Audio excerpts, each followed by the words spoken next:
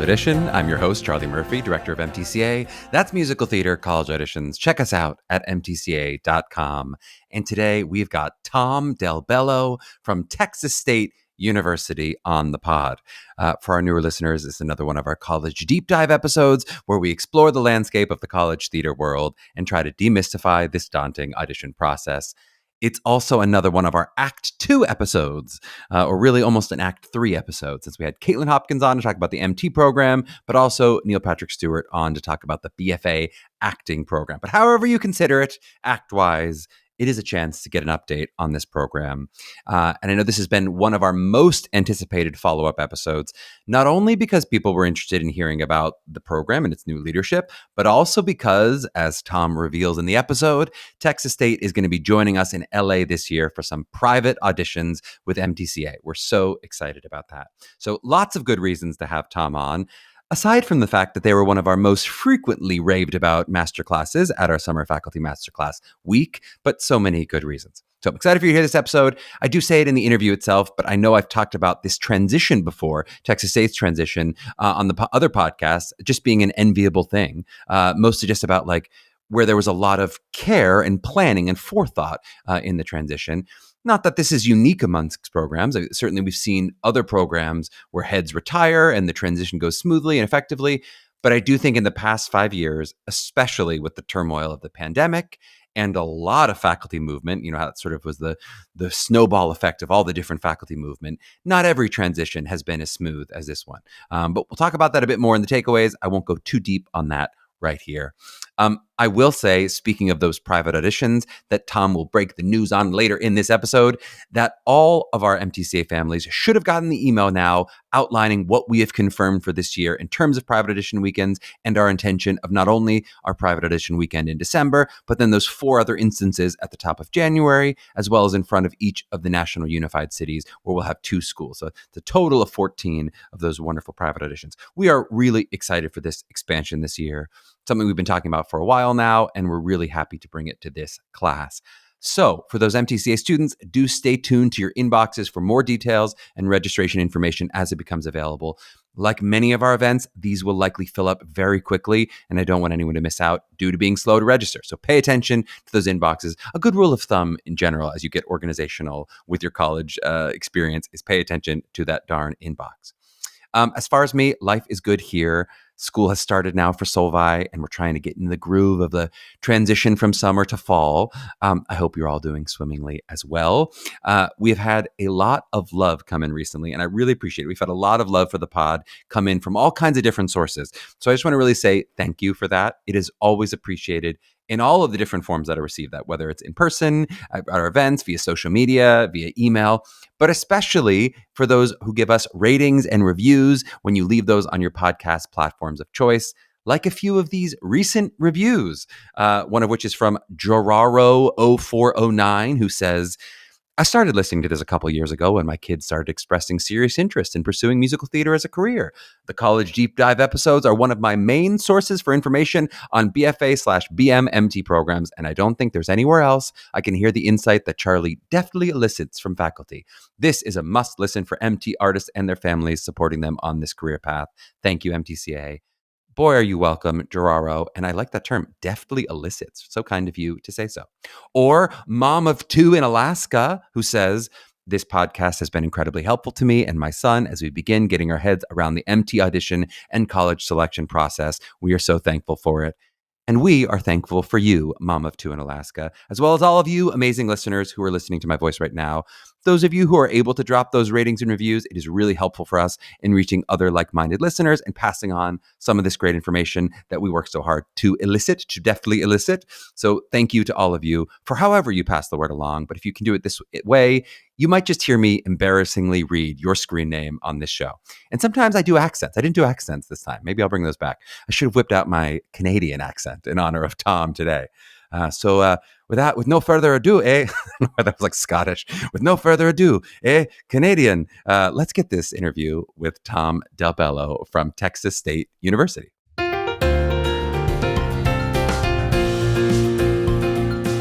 Well, we we are so excited to be joined by Tom Delbello from Texas State.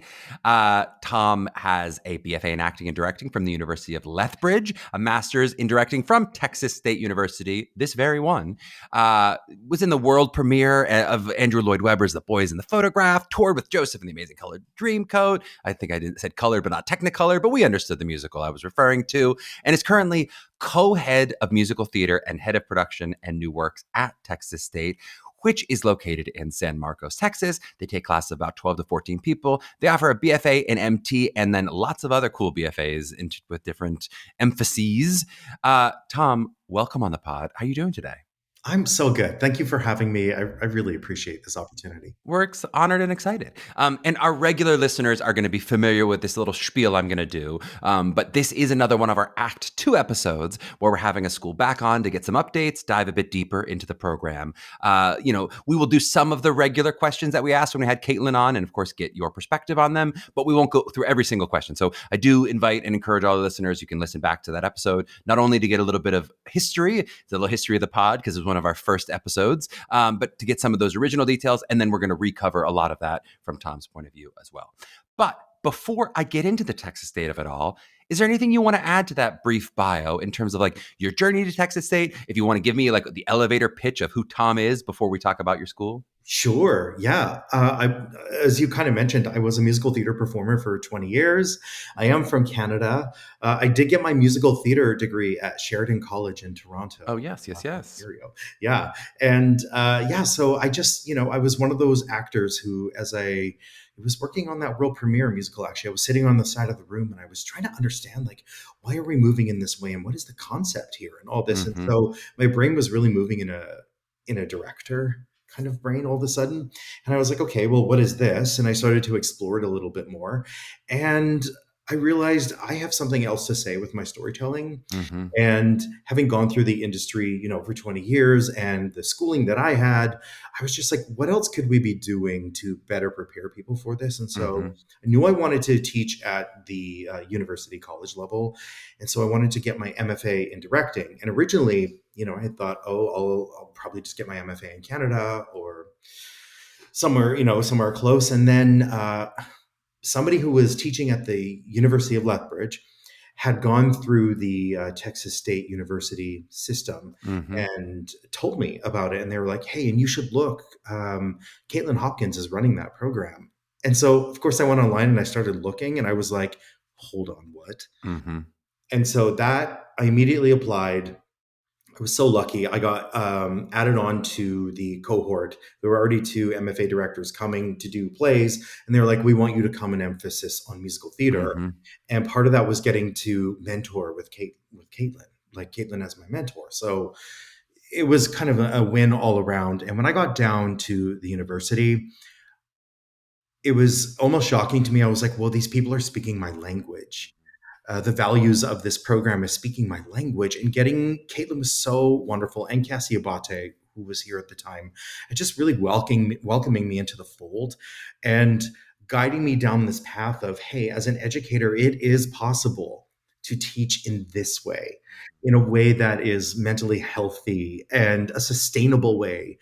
And so the students have these longer careers, and it was just truly, it felt like magic to me. And I don't know if I'm going to get to talk about the university a little bit later. But this is where we're going. Let's get right into it. But let's give the update from. So imagine someone just finished that Caitlin episode, right? And they're or just someone who's heard about the program, but it's been a little while. Can you give us a little update on what the sort of transition from Caitlin was or is, and now structured with these co-heads? So can we talk about that? And in Cassie, there was that period. So just talk to me about, like, if I just listened and it was in 2020 and now here in 2025, What is the program now?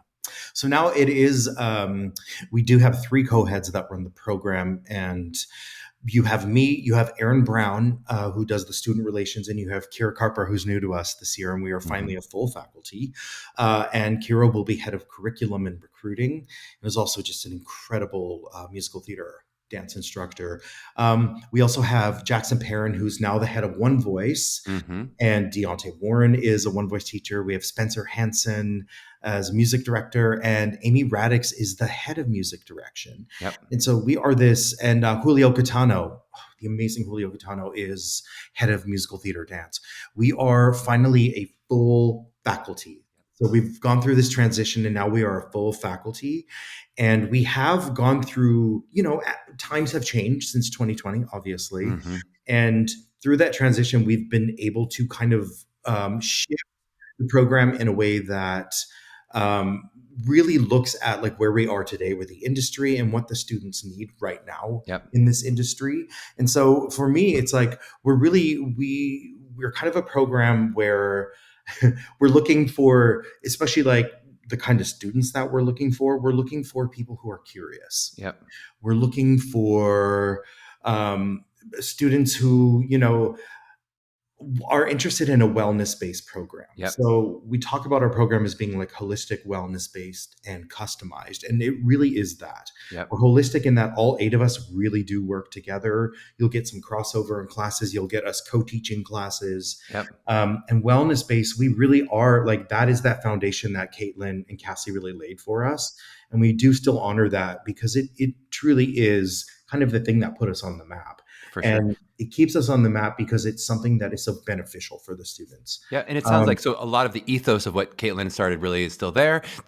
In terms of any kind of direct involvement, how is Caitlin? Is Caitlin still? Are you still in communication? Are you still involved with the students? What is her level of involvement currently? Caitlin is still a co-producer of our senior showcase, which is awesome, and stays on board. We call her our founder still, right? And so is still involved with the university, works with our donors, and we launched last year a whole alumni program for further education for our alumni. And what this is Caitlin will do master classes in New York City with our alumni. And we're starting to build up other kinds of master classes that are accessible for our alumni, and they're free of charge. And it's just a way of us keeping in touch with our alumni, because a big part of the Texas State Musical Theater experience is this idea of mentorship through students and teachers, but it's that alumni who are still so involved with our program. And Caitlin really does keep in touch with the alumni and keep working with the alumni and helps like get the information back to us.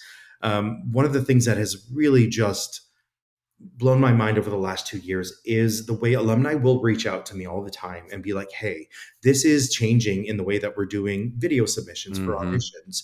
Do you have this updated in your curriculum? They are constantly coming back and telling us, hey, here's what's happening right now, just to make sure that you're doing it, because it's impacting me as somebody who's out in the industry. And it'd be great if your seniors coming out to the industry knew all this. It's so cool having that feedback looping. And I'll say for the record, I've said it on a couple different episodes, actually talking about different programs and their maybe less successful transitions. But just what an enviable position this is as a university to be able to have that kind of smooth and intentional transition over multiple years, really over a period of time, as opposed to, you're normally lucky if you get even a couple months when someone's leaving but they're kind of leaving and they're kind of taking some of the reputation with them, and so for finding that little bit of stability in the intentionality in the transition is really, really nice for the students. I've said it on other podcasts, but I should say it on the Texas State podcast as well. But let's talk a little bit about, so you talk about the roots of wellness and some of the roots of what it has been. Is there anything as you look, toward 2025 in terms of like your future vision, and with the three of you now, what you're trying to build? Are there any kind of new things? You mentioned specifics like, videos and submissions, but are there any things in terms of like the larger direction of the program where it feels like, hey, this feels like the next step for us? But, if wellness was a foundation, is there anything that you guys are looking forward in terms of changes to the program? Yeah, and this is something that's kind of been introduced since the podcast. Is we now have these, what we call them, like our hyphen tracks. And what it is you come in, you do your musical theater classes, and as co-curricularly, you can also do a deeper dive into directing or music directing, choreography, producing, you name it. And you can kind of specialize in that. And what that means is you get to work with a faculty mentor. So for instance, I have an assistant director on Sweeney Todd that we're working on this fall. And that person gets to work with me directly and kind of get to know the ins and out of directing a musical, and getting experience in the room and sitting through the design process. And same thing with music direction. And I will say, I think all but one of the musicals I've directed at Texas State has always had student choreographers, like full out, no marking, student choreographers. And it's such an exciting opportunity to watch them go from freshman year and like build up that skill set as well. Yep. Because the thing that I think really has changed in our industry is people no longer, like when I was going through it, was like, I'm a musical theater performer. But now it's, you can do so much more and you should do so much more. Yep. Right. That's how you have like these long lasting careers that feel fulfilling, you know? Yep. And So funny you mentioned Spencer, by the way. Spencer was someone who was he worked for Yes. MTCA for a number of years. I know that's what his track through Texas State was doing music direction. He was like, I used to play for all the classes. We're like, well, how perfect for you to now work for us. I mean, yeah, so cool. And it's so exciting for Spencer to be here now as one of our faculty and to really be championing it and being like, hey, what about the students that want to compose and write new musicals? And we have somebody right now, actually, and I'm currently talking to them about like, okay, we're going to workshop this new musical you wrote this year, and let's figure out what that means. Yeah. I love it. And so those you mentioned would be a hyphen. So would they show up in the degree? Would I be a BFA MT and then it's in the degree, or it's just something that I know this is an emphasis that I'm getting for myself? It's just an emphasis that people can do multiple of them. So it is a co-curricular thing. So it's something that you add on in addition. So yeah, you still get your BFA musical theater, but you also get these other experiences. And this is a question that I've started asking all the guests now since Caitlin's episode, but from just a general academic perspective, do you have a sense of like what percentage, if I'm a BFA MT, what percentage of my time am I spending doing artistic classes versus those academic classes? And then we can talk about, are there any, in terms of the minors or double major possibilities outside of the artistic classes? So what does it look like in terms of how much time, percentage time or in credits am I spending? I'm so glad you asked this because this is one of the number one questions I get when I'm doing master classes with students. And so we function, we're in a liberal arts university. So obviously you do get that liberal arts education with your other courses, but it does also feel a little bit like a conservatory because you take so many musical theater based classes, but also it's like acting, it's everything. And so we try and balance it out in a way that if you are somebody who wants to minor, you can certainly do that. Yep. And the thing that I really have locked onto in the past few years is if your gen ed courses and such, if you're strategic about them and the way you choose them, you're already on your way to a minor anyway. Yep. And so in addition to those courses, it might just be one or two more courses and then you have a minor. Yep. Right. And so we do have a large number of students that minor. We've had students double major. And I'm going to be honest, you need to be like a real time management guru. One of those time turners. Because it is a lot of work, right? You're basically taking on like, when you think about a musical theater training, it is intensive, right? Yep. It's already a triple major. And there's a lot of outside rehearsal. And when you're involved with the production, you're also rehearsing in the evenings on that, right? And so you kind of have to master the way you use your time and where you're going to do your homework and how you're going to keep up with that other major. But we've had people do it. And in terms of the general, like in terms of the student body, like are more people saying, hey, I'm really going to do the MT and now a psych minor, or are more people saying, especially with these new co-curricular emphases you're talking about, like, or hyphens you mentioned, like, are more people going, hey, I want to spend more time getting other artistic minors? Do you feel like more people are spending, hey, I also want to direct, I also want to choreograph, I also want to compose versus I want to go political science? Like, what does it feel like in terms of most of the student body? It does feel like there has been a shift, especially in the last 2 years, towards people. So we have actually started a singer-songwriter club that was created by our students and as a faculty advisor, but it's for things like that where they meet every week. And then at the end of the year, we get to watch them do kind of like a showcase of what they've done. And a lot of them have gone on to record EPs or release albums and things like that. So it is just, they're finding their interest and they're starting to realize it's like, great, I'm going to get this musical theater degree anyway. But while I'm here, why don't I round this out so that when I'm out there, there's so much more I can do. Yeah, so well said. Any updates or changes to the showcase of it all? So, I mean, other than now, Caitlin is still there co-producing, but in terms of in 2025, post-COVID, I think when we were talking about it, was probably a virtual only, I didn't listen back to the episode, but I'm guessing in 2021. But what does it look like in terms of 2025 showcase-wise? We are back in person. We take it to New York and we do it 3 times in one day for the industry. And it has been very exciting to go back in person. It really, and we have our virtual option, of course, that is available on our showcase website. And it's just been really exciting. And to hear the feedback from everybody who attends it, all the people that attend it, and just how this showcase is actually serving the students that are graduating in a way of the industry saying, I got to know who they were individually, has been really exciting. And so our showcase still has the same formula. And that's what me and Amy Radix do showcase together. We are the ones Mm-hmm. who put it together at school. And then Rachel Hoffman from Telsey and Caitlin co-produce the New York version. So they get everything going up in New York for us. But it's been really exciting for Amy and I. We kind of went back through all the old videos and we were like, wow, this actually is a very special showcase that we do. And there is a reason it's so popular.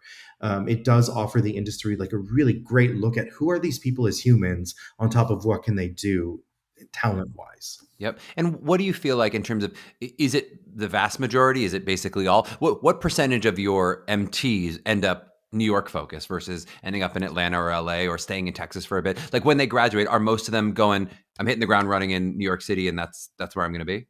Right. I would say we're in the 90% and higher range of people who actually do go to New York, and it's something that we're really honest about. Is like you don't have to move to New York the day after showcase. Uh, it's a great what the summer's like in New York City. There's not a ton of auditions going on, but there are people who want to move there immediately and try different neighborhoods to see where they might want to live. And so I would say that we're in like the high 90s percent wise of people who are going to New York. Although I'm sure you're starting to see, if you look at our social media, we have a lot of people who are booking television and film work right now. And so they're kind of going all over the place. Yep. Totally makes sense. And this is, I imagine, not particularly new since the last episode, but we talked about the amazing cost of Texas State in that first episode and one of the big selling points. Can we just give a little refresher for those about, this is maybe the most enviable part of Texas State, not only free alumni classes, but I think a nearly free tuition. You want to talk through that? Yes. So this is something that Caitlin and Cassie worked on really, really hard. And they wanted to make sure we had it in place before they left. And it's our last dollar scholarship. Mm-hmm. And anybody who's coming into the musical theater program as a freshman, after all of the scholarships you receive, after you apply for all your scholarships and such, whatever money is left over, our last dollar scholarship will complete the rest of that tuition fee, so that it is a tuition fee free experience for your musical theater courses. So if you're taking a minor or a major, obviously those wouldn't be covered, but anything that has to do with your musical theater program is covered. Amazing. Tuition-free experience. I mean, it is one of the reasons when I do initial consultations with our MTCAers, I basically always force it onto people's list. I won't say force it, but even when people say like, hey, I'm looking mostly at Northeast schools, I go, but have you heard of this option? It is free. Your parents might care about the free part of it all. Oh my gosh. And, even our students, when they get here, they're like, I actually would have paid to go here. For sure. Of course. I mean, you were not, I mean, I do think it's, I get a whole other rant. We talk about like wine or whatever, where people talk about like, oh, if it's $100, it must be better. I'm like, this is not the case. That this education is worth the cost, or it's worth much more than the cost of it. Yeah. Let's not conflate the paying a lot of money means you're getting a better education here. Right. Yeah. Though some people, wine snobs, will tell me I'm wrong. They'll be like, no, the $200 wine is different than the $40. I'm like, no, it's not. Well, who knows? Who knows, Tom? Maybe you feel that way. But can we talk a little bit about the geography of it all in terms of, this is something I think that has become much more common in terms of our students saying, I don't think I want to go to school in Texas, right? I taught for a week at Texas State, subbing for my friend Neil, who was a previous podcast guest. But, I often will tell the Northeast and the California kids, hey, San Marcos and Austin, these are not what you necessarily think of as Texas if you don't live in Texas. But I'd love to kind of hear what is your perspective? Are you hearing more of that from a political perspective? Or I guess, what are you hearing in terms of the difficulty or how you get people, if they're not from Texas, to potentially go to school there? Right. And the one thing that I always say is, I'm somebody who's not from Texas, and I'm actually, I'm from Canada. Yeah, you're about as north as you can get. Truly. And, that was one of the things for me too, before coming down here. I was like, oh gosh, we have all these ideas about what Texas is going to be. And I got down here, and we literally live between Austin and San Antonio. San Marcos is and it's all along the 35 highway. Yep. And it's basically a city that doesn't stop between the two cities, right? And so you are in this cultural hub of arts and like the liberal arts, and there's festivals, there's concerts, there's sporting events if you want to go to that. Like, it's just, for me, I had to question myself this year. I was like, how do I feel living here now? because I'm slightly, we're in this kind of bubble where we are of Austin, San Antonio, and San Marcos, all feeling very like it's very safe here, and it feels like so much support from the community around us at large. And like a lot of our students do go to Austin on the weekends or down to San Antonio to see what that is. Even I and other faculty will work in Austin and San Antonio because they're so close, but because the community is so open. Yeah. Totally, totally. I mean, yeah, my experience was it felt like Brooklyn in the South or whatever. There definitely was a lot of like vegan food and things. It's like this is not what you think of cowboys or whatever, like whatever your picture of Texas is. But from a political perspective, I mean, we do have parents say stuff like, my child is LGBTQ. I'm not just don't necessarily see them going to school in Florida or Texas or any place where we feel like the laws are a certain way. Or often we'll now hear it with, my daughter might need an abortion and how would that work? Like, is that the kind of thing where from your work with students, have you seen any of those frustrations or any of those struggles from a sort of political perspective? Honestly, we haven't. And that is, again, like, because, I'm a member of the LGBTQ community and I had to question myself. I'm like, okay, I'm getting asked this question a lot, and I actually feel safe. I haven't like directly been impacted by anything like that. We had this moment last year and it kind of made like big social media news. These two guys came on campus with those like hateful signs. And Mm-hmm. the thing that happened was they were doing this tour kind of around all the universities down the 35. Mm-hmm. And it was just on our campus. Of course, it picked up social media because within 2 minutes of them being here, they were surrounded by students and faculty who were literally removing them from campus. Mm-hmm. And that's why that ended up on social media at our school and not all the other schools they hit, was because it's not tolerated on this campus. And it's written, you'll see it on the webpage. Like, we have our own university UPD, our own police department, and the hate is absolutely not tolerated Mm-hmm. on this campus. And they were gone within minutes. Yep. Within minutes. And that is the kind of safety you feel here. Yeah.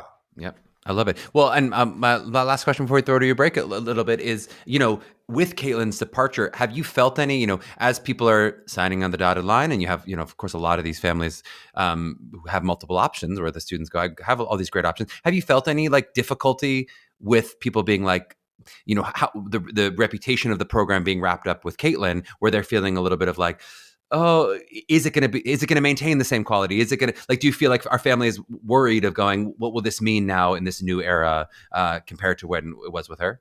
Yeah. And being honest, when the news first came out, when Caitlin first told us, I was like, oh, what is this going to be? But because of the way she left and like made sure the faculty was in place that could carry on what this program is, Yep.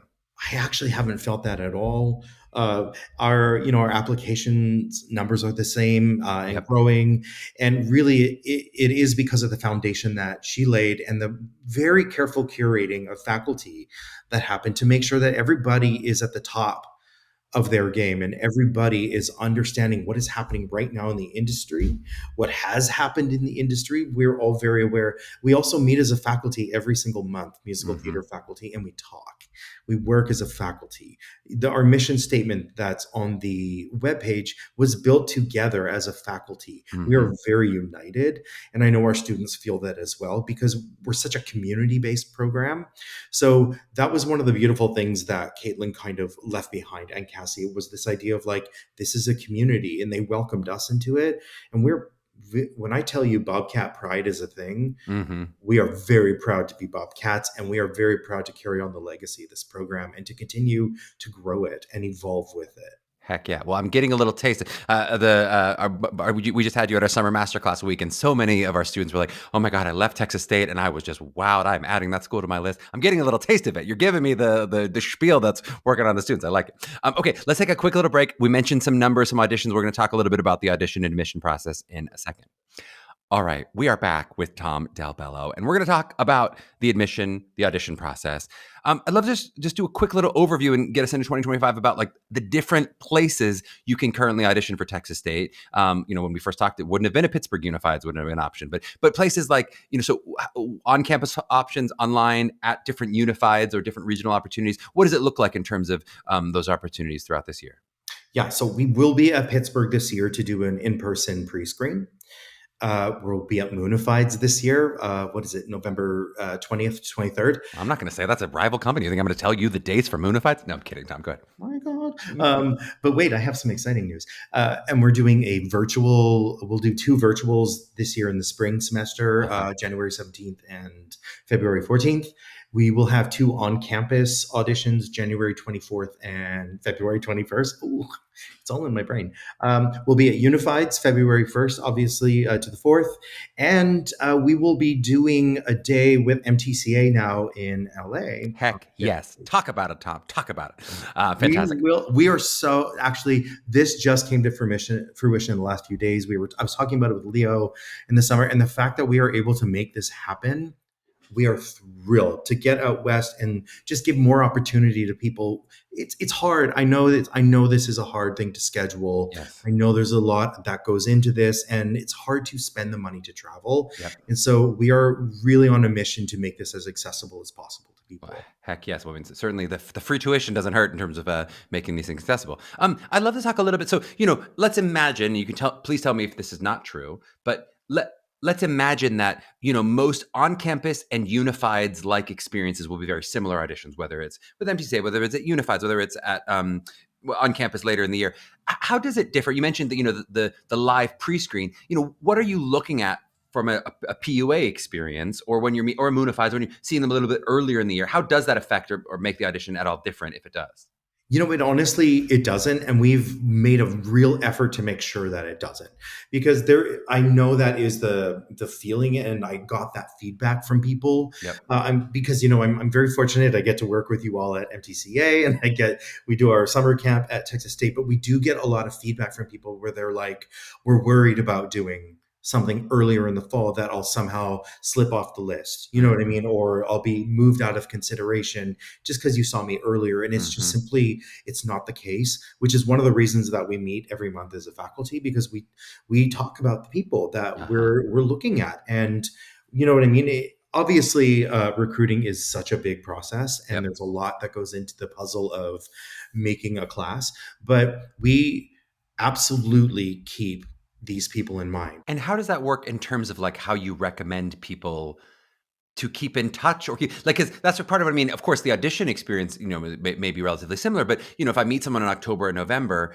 and if often it seems like a lot of the final answers make becoming a little bit later, how does that work in terms of, do you want an email twice a month? Do you want an email? Do you want a text if you're giving numbers out? Like, what is the way that you sort of recommend, like keeping on your radar if the faculty are discussing all of you? Right. So if you mean like somebody who has auditioned, like just to remember me kind of thing? You met me in November, exactly. And I haven't heard yet, or maybe I was told I'm waitlisted, or I'm told I'm in the pool of consideration, or, whatever that is. How do you like to be kept in touch with, and how much do you recommend that?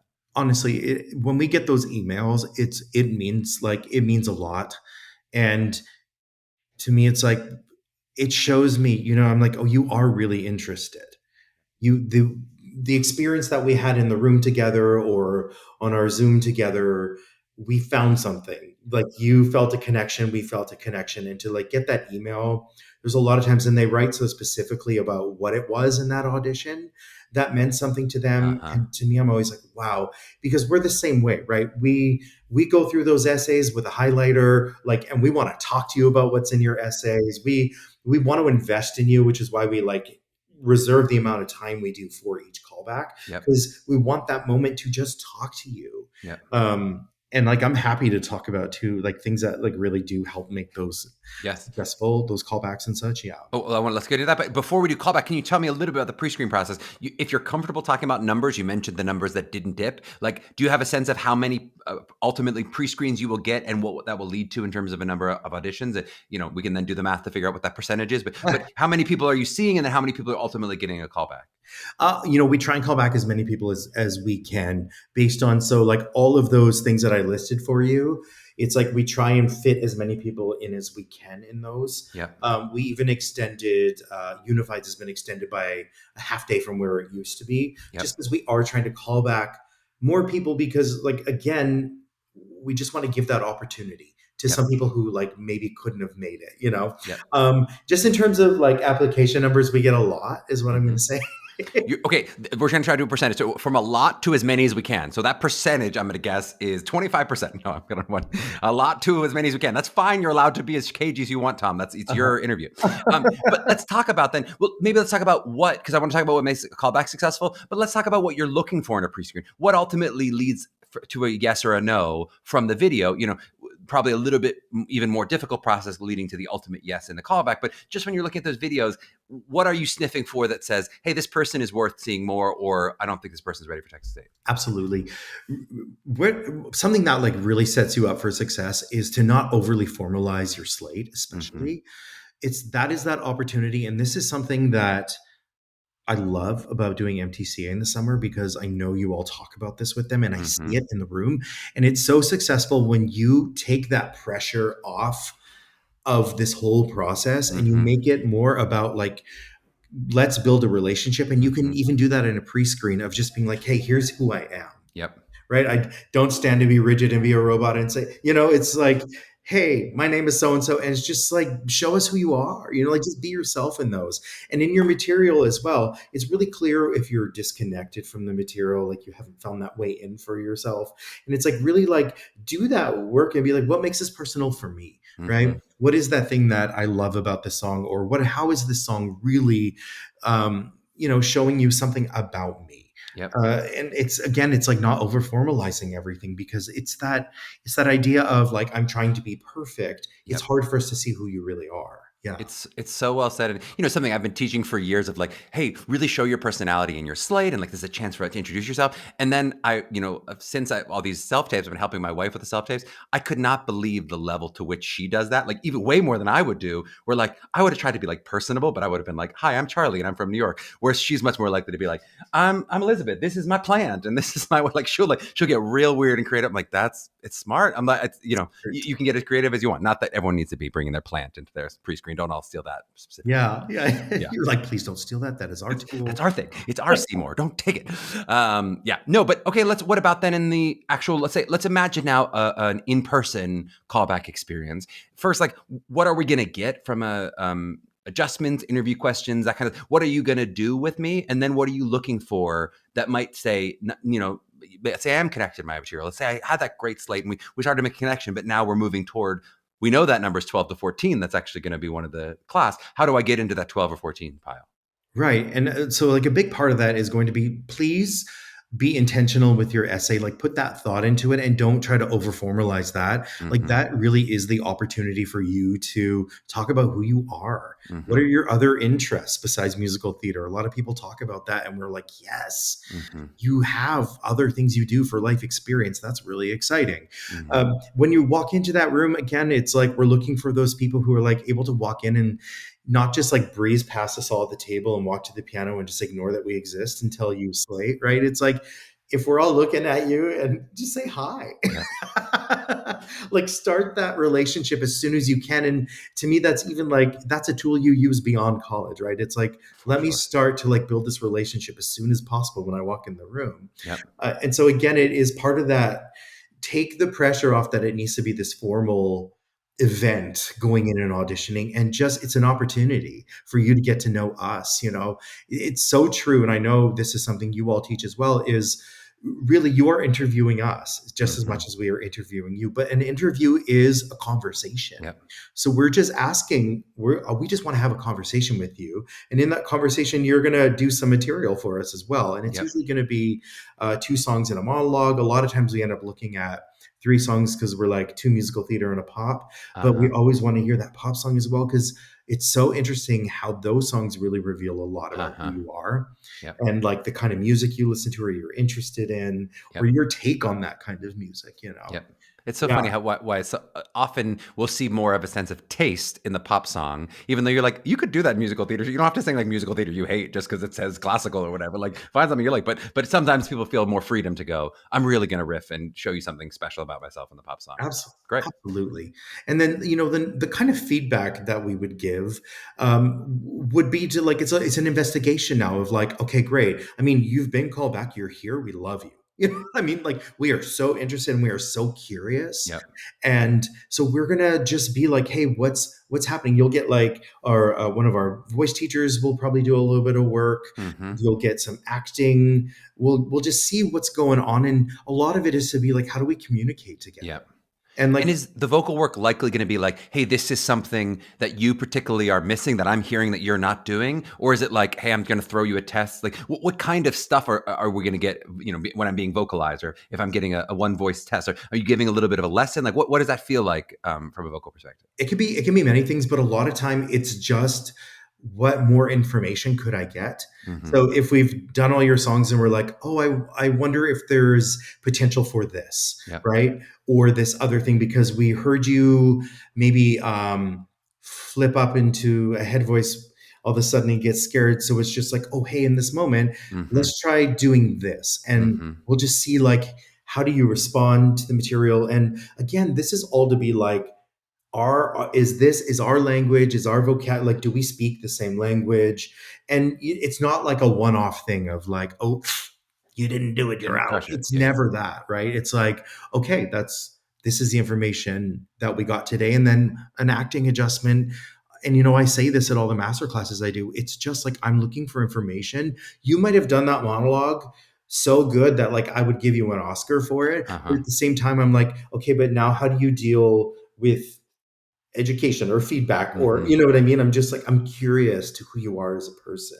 Yeah, Yeah. so well said. And I imagine this hasn't changed a lot since Caitlin's episode, but from an academic perspective, can you just go through like, so if you like a student artistically, then what does that mean in terms of how that interacts with the Office of Admissions in terms of their academic side of things? Like if you have a sense of like, hey, the GPA needs to be something like this, or how that can work for you lobbying for different people, et cetera. Right. And so like obviously you have to apply to musical theater program, but you have to apply to the university and get into the university, and they do have their bare minimum GPA, which I need to like check the website to make sure they didn't up it. I don't believe they did. I think it's still sitting the same. But it is, it's obviously like go on there and see. There's so many factors, things that like I was made aware of is just like what you're putting in your application, just in terms of like where do you place in your class. All those Mm-hmm. things go into how you place at the university, right? But I would just say there are times, obviously, and that's when we do investigate and we do call the references and we get more information as to if somebody is below the GPA, and we're like, well, this would be somebody that we could go to the Office of Admissions and be like, hey, this is a real, like, there's so much potential here, and this is somebody who it's so clear that they actually do work hard, and we did look up the references, and here's some circumstances in their life that Uh-huh. happened, that here's the reason why it went down that road, right? And we have resources at the university, which is something that we like tell our freshman first day, is like, there are resources at the university to help people. Yep. You know what I mean? Especially if something's going on in your life, it's like, yes, there is an office for you to go and talk to a counselor. There are things, to help you stay on track academically. Well, and if you don't mind expanding on that, I mean, we kind of yada yada the wellness part of it because I know Caitlin did talk about it. But again, if they're not going back and listening to the episode, what does Texas State offer in terms of those resources? And you mentioned some of the sort of wellness based approach from the musical theater perspective. What does that mean, and what does that look like in terms of what I'm getting as a musical theater student? Right. So our university has a full like counseling service that's available to them, and it's already covered in your fees, right? For tuition that is paid for, but it's all covered for you. And we even have like there's an online service for it now. There's many things like that you can do if there are like special needs you have for class Mm-hmm. accommodations. There's an office of accommodations, right? And we give you all that information in advance. And then, yeah, I mean, we obviously have built into our program, we also do our own mental wellness stuff where we're talking about the science of the brain and why you're feeling nerves in Mm-hmm. this moment. And here's some breathing exercises to alleviate some of those nerves. Or if I'm feeling imposter syndrome, let's talk about Mm-hmm. what that is and what the science of that is. So you understand it's like, there are exercises, there are tools that I can have to help me through these Mm-hmm. moments. And so that's built into our musical theater curriculum, like holistically. But these other services, and this has become something that's, I think, apparent to every university and acting class, is that there are some things that we've become very knowledgeable, that acting teachers are not psychologists, right? And like Mm-hmm. we're not therapists. And it's so that is, like when it is like, hey, if something's going on, let's go to the office of counseling and, we'll set you up. We're like, it's never a high pressure situation Hmm. like that. We're happy to help you. And that's why the resources are there. Yep. Yeah. And I think you're right. You're right. I think Texas State, among a couple of universities, but really has been a leader that has now infused a lot of different programs. You hear more and more about that in a way that 15 years ago there was not commonly spoken about, and now it's like often people will say, "Oh, that's something we think about. This isn't therapy," and the way that we are approaching our curriculum, I think, has shifted for a lot of people. I'd love to talk a little bit about, as you're looking at, especially a class of 12 to 14 is a very small class. What are you thinking about as you're filling out a class? Like, I mean, are you conscious of stuff like, gender balance and height balance and size balance, racial diversity, geographical balance? How do those things factor in, especially as you make those initial offers, but then there could be waitlist movement? How are you thinking about what is the 12 to 14 people I'm putting together, and what's important to me in those 12 to 14 people? Yeah, and I think I've said this word like so many times, you're probably sick of it, but like really we're looking for curious artists. Hmm. Um, and a lot of time, I think you like said it like 4 times. It's not that much. Really, I'm not sick of it yet. You could say it 3 or 4 more times, and I'd be fine with it.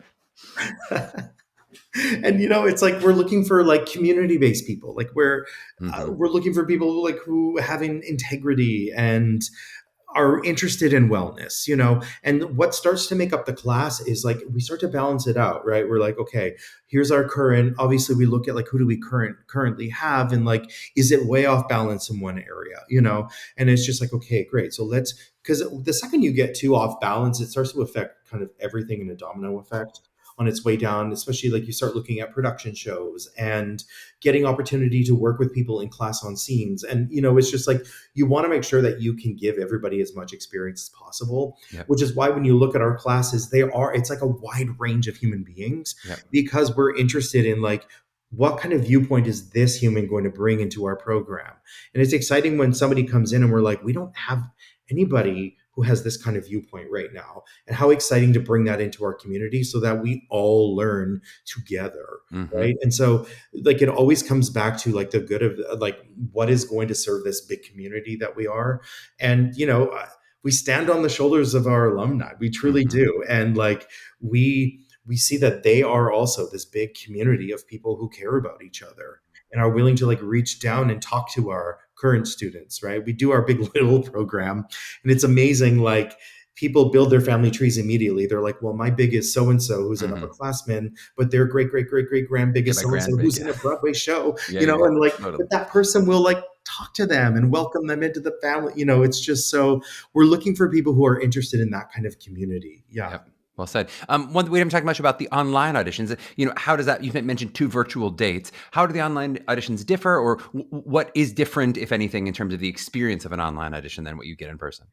Right. And like I understand, like I 100% understand when people get worried about that, because we know based on having all gone through this time of everything on Zoom, and we started to feel a little bit detached from people, but we're really cognizant of we see all the same material, we talk to you for the same amount of time, and we're able to like give adjustments over Hmm. Zoom, and we will spend the time we need to spend to make sure that your original sound is on or off, or you know what I mean? Hmm. Because like we don't want, if something's not going right in your audition, we will be like, hey, let's just pause and make sure that you're set up for success here, right?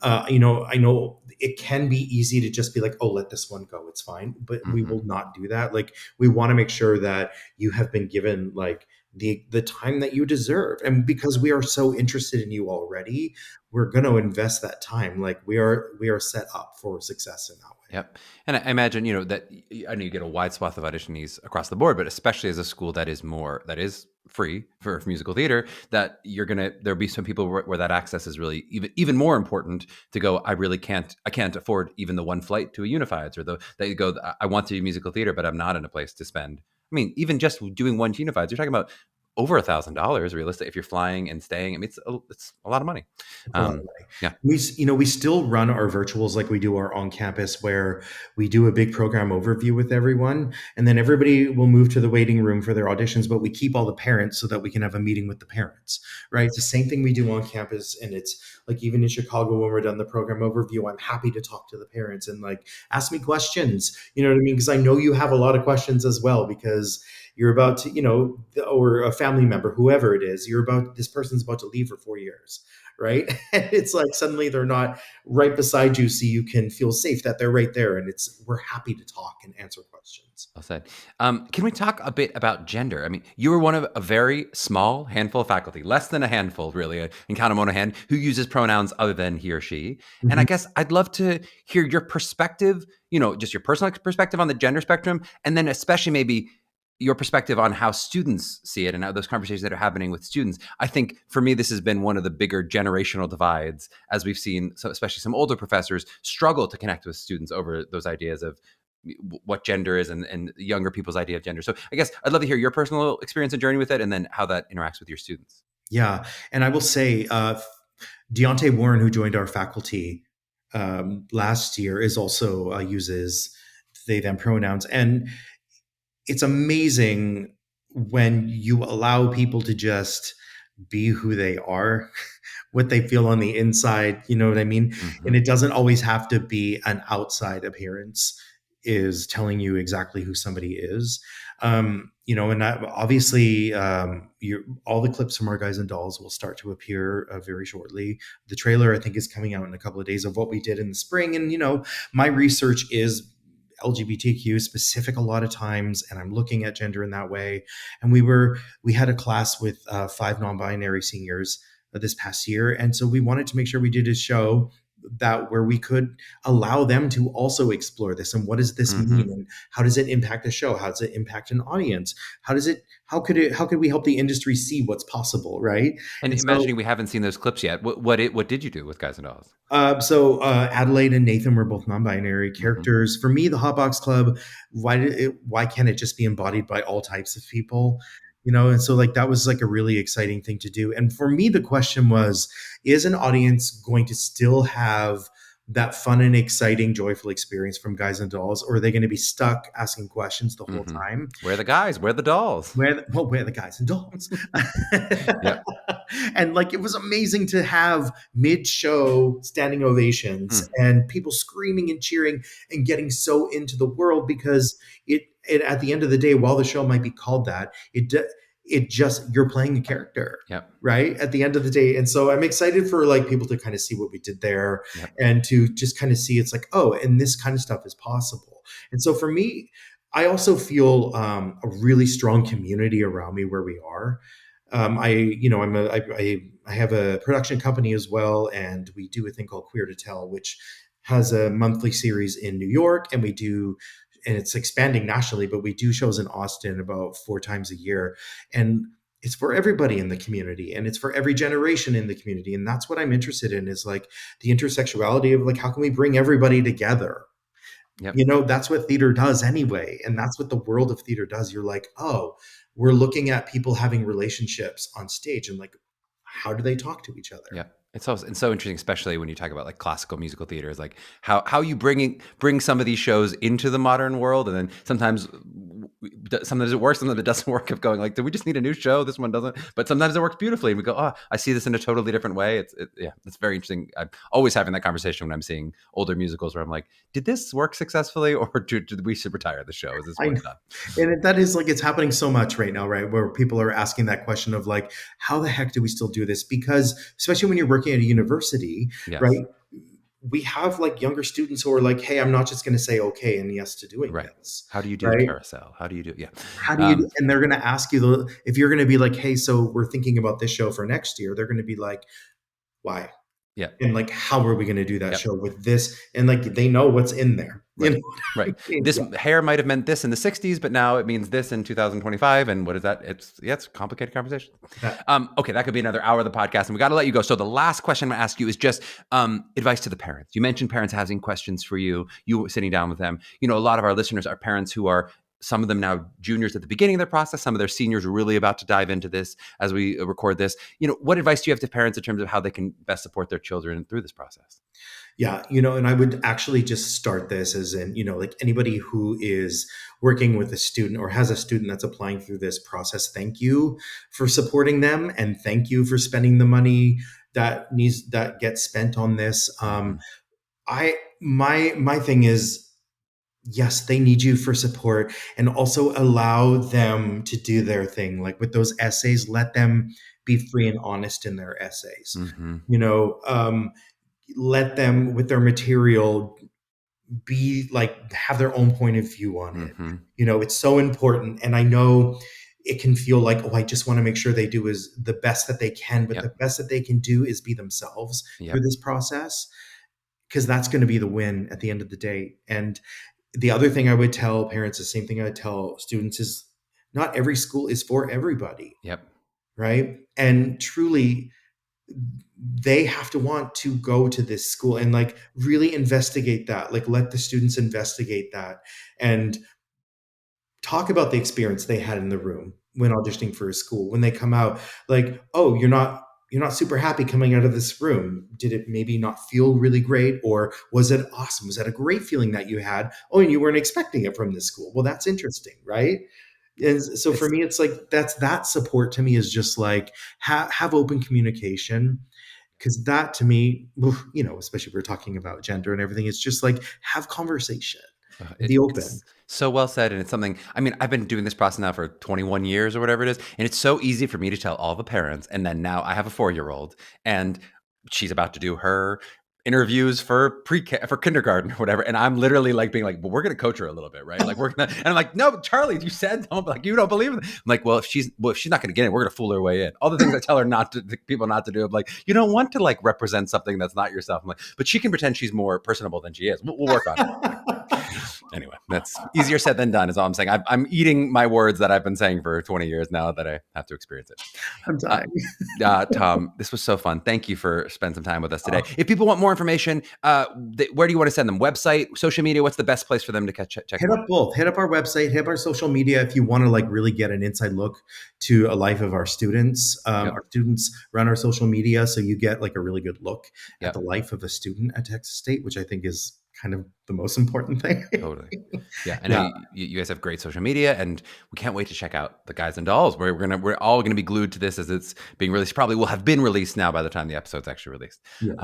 Tom, thanks for the time. Really, really appreciate it. Thank you. Yes, yes, yes. So fun to get to chat with Tom. They are delightful in all ways. And I think that was a much needed update on that transition that we've talked about on a few different episodes, but getting to actually do it here. And I do really think interesting in the idea of that transition from one head, especially a really strong figurehead in Caitlin, to three, right? Obviously, there are positives and negatives of 3 versus 1, but I just feel like one of the positives that may be obvious is it really allows each person among the 3 to lead from their strengths. I mean, certainly Leo and I are both proud directors of MTCA who lead with different strengths and weaknesses, and we're able to support and motivate each other in a way that would be really different if it were just one of us at the head of the company. And, that was true for many years when there were 3 of us, right? Leading alongside Ellen Letrick, and we divvied up tasks from what we used to call our leadership team. That was what we called ourselves when it was 3 of us. It's really something beautiful about that collaboration, that it allows you to create a company that is greater than the sum of its parts. Because I think something Leo and I would both really proudly agree on is that MTCA is so much more than just me or just Leo. As infectious as our personalities and our strengths are, there are so many people who have contributed to what makes MTCA MTCA and what holds in our ethos, right?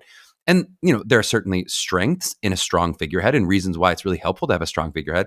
I think especially with like a program being able to take on that personality, and maybe especially in terms of like efficiency and speed of change. If you're trying to get stuff done, it's easier sometimes when there's just one person. But there's also something really beautiful in like artistic collaboration. And when there are artistic or educational disagreements, which of course happens in a rehearsal room too. So we're used to that as actors. And, what can spring from that? What can spring when 3 different people bring 3 different ideas, and can the best idea win? And another one of those strengths is just about, when you have one person, what can one person realistically accomplish? Especially when we've talked about, having actively working faculty. If you're talking about having a program head who is active in the business, like actually might step out and do a Broadway show kind of active, then you also want that person to have a strong hand in the development of the administrative and artistic elements of the current program, and also that person having a strong head in recruiting the next class of who's going to form that program moving forward. there's only so much one human being can do. That's not to say that people don't do it. We have seen people do all three of those things: actively work and really lead a program and really lead recruitment as well. Maybe they're just really expert delegators. Maybe they don't sleep, but I know it is possible. But, in seeing this more egalitarian division of labor, you can kind of imagine a more fluid passing of responsibilities back and forth in terms of coverage when people are working as well. So that's another advantage of going, when you have three, there's a little more protection if one does leave for a period of time or one goes on maternity leave or whatever it is. Okay, a few other quick hitters here in the takeaways. I just wanted to say on that geography point, I had wanted to share my perspective and give Tom a chance to share their own, especially from someone who has never lived in the South, me, right? And I didn't really, before I went there, have a strong idea of what Texas was going to feel like, even within a liberal city. But of course, that's not to say that your own reasoning for why you might not be interested in a place geographically isn't valid. Like, your statewide political concerns, they are what they are if you have those political concerns. And I'm not here to talk you out of them, right? Just to give you a bit of a sense of my personal experience of the vibes of what it was like at Texas State, since so much of this podcast really is about vibes, as the kids say. But also to say, I am being a bit tongue in cheek when I say, I think I said I try to force Texas State onto everyone's list. Well, of course I wouldn't force it on anyone's list, right? But I do definitely think of it as a school that you would want a reason not to apply to rather than a reason to apply to, especially for any family for whom the expense of college is going to be a serious factor. And let's be honest, that's most families. Even if you're a pretty well-off family, the cost of a school like NYU is not going to be small potatoes, even if you're very comfortable, right? So most of our families, even if they go, I'm doing fine, money isn't the biggest factor, it likely is a factor, which is why I would look at schools like this where, when you talk about nearly free, some of these other schools, and this school, which talks about literally being expense-free, unbelievable. All right. And then I think Tom said it pretty well in the episode, so I don't need to go too deep on it, but I do want to talk a little bit about this idea of slating and really trying to underline the idea of the slate being an opportunity to share yourself. Again, I mentioned this blog that I'm writing about sharing, not hiding, right? And here's a great example of where students can tend to hide. They kind of hide from fear of getting it wrong with the slate. So they'll be like nervous in their slate and like trying to make sure they don't say their playwright's name wrong, or they don't get the order wrong, or they don't forget something, or they don't somehow step out of line. And to really think of the flip side of what the opportunity is in sharing about yourself, that is so huge, right? That doesn't mean you have to do something extraordinary. It doesn't mean you have to do something wild in your slate, or even something that sort of is aberrant from what would be expected. Though again, for those who want to, I mentioned Elizabeth's plant story. I'm not telling you not to. You can do whatever fun stuff that you want to do in terms of your slate. But if you really think of it as a genuine opportunity to introduce yourself to the people behind the table, make eye contact, and then let us know about the work that you're going to be sharing with us. I often tell my students that you want to think of the slate as two separate events, right? Really, it's both an introduction and a slate, right? There's first that introduction moment, which, if you're saying your name, it's a wonderful opportunity to tell us who you are. And if you're in a room where your name's already been said, sometimes it may be said by the monitor, or in professional auditions by a casting director, or maybe the people behind the table, they're reading it off your resume and they say it themselves, right? There's still a really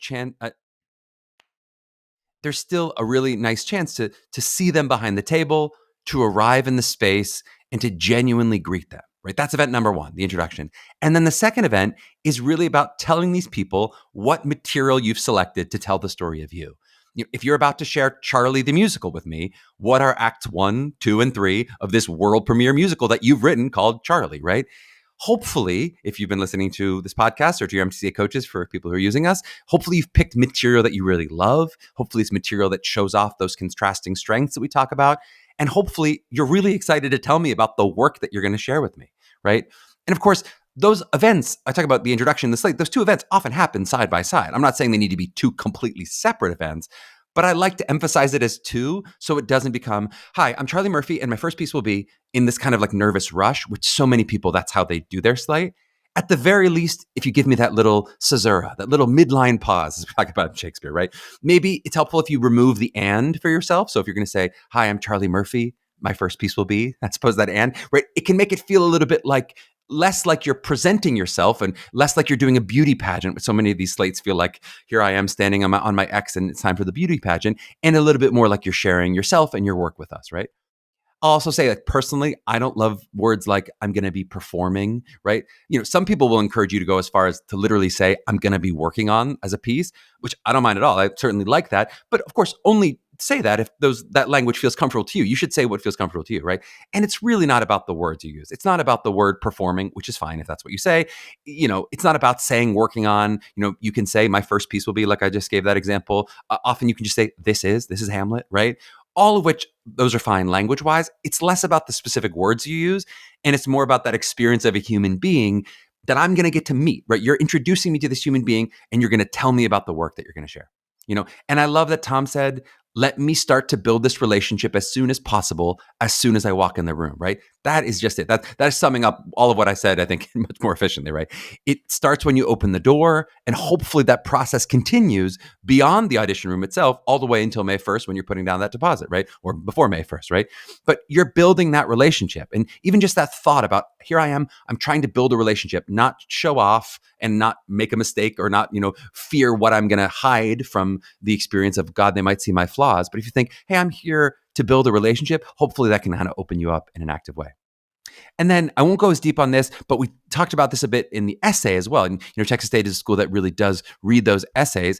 I would just give that same advice of the opportunity to share yourself. So please, with the essays, don't let them become overly formalized, and maybe it's not just about overly formalized, but it's really about don't let it become anesthetized, right? Don't let it go through so many rounds of different kinds of edits that it loses your voice, right? We want your voice. We want you, and we want you sounding like a teenager, right?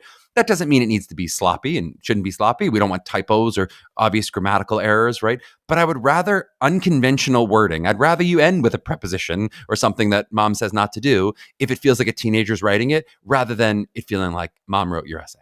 And the other point, which we hit a bit in this episode, which honestly, I would just encourage you to go back and listen to Caitlin talk about it as well. I think she really outlined some of what they were innovative about when you talk about the wellness program at Texas State. That has really become a model for other programs. I talk about that in that episode, right? And it's now a bit less unique than it was when Texas State started, right? And especially it was really kind of an innovator in that space. But it has been a huge way that different programs and the industry itself thinks about performers these days, and that is different from what was true 20 years ago. When you talk about mental health, you talk about vocal health, to just that idea, which we talk about in the pod all the time, of nerves and dealing with yourself in an adrenalized state, right? Dealing with stuff like imposter syndrome, right? All of that stuff. It is something that I've noticed our students are particularly interested in these days and much more vocal about, and more schools are delivering that, right? But again, Texas State really has been a driver and an innovator in that space. So just want to give them credit for that. Okay, that's enough takeaways. So I'm going to save, I have a longer one written down, or the beginnings of it, about me empathizing with you parents, parent listeners, in terms of the experience of being a parent. That'll have to be a whole nother episode. Maybe that'll be like a separate episode. If you loved this episode, you can hit us with a rating and review wherever you listen to podcasts, where you will appreciate that Mapping the College Audition is produced by Meghan Cordier and Kelly Prendergast, with social media work by Jordan Rice. You can follow us at Mapping the College Audition on Instagram, and check us out at MTCA.com for all of your individual college prep needs.